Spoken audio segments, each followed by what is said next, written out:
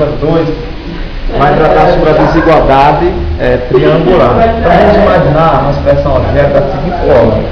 Você tem aqui, ó, menos módulo de x, né, menor ou igual a x e menor ou igual ao módulo de x.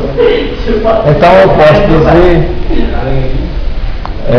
estabelecendo uma desigualdade membro a membro, utilizando os dois vetores, podemos chegar à seguinte sentença.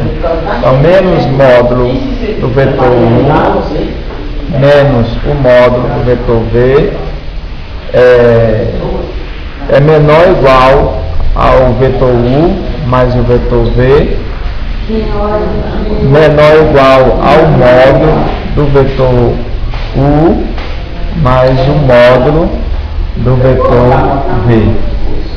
Colocando isso aqui entre parênteses, eu tenho o módulo de U mais o módulo de V, fecha parênteses, é menor ou igual ao vetor U mais o vetor V,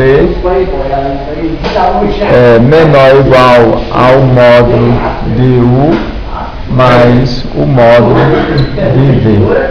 Chegamos à seguinte conclusão. Então aqui o módulo da somatória do vetor U mais o vetor V é menor ou igual ao módulo de U mais o módulo de V. Bom, chegamos a essa resolução da questão.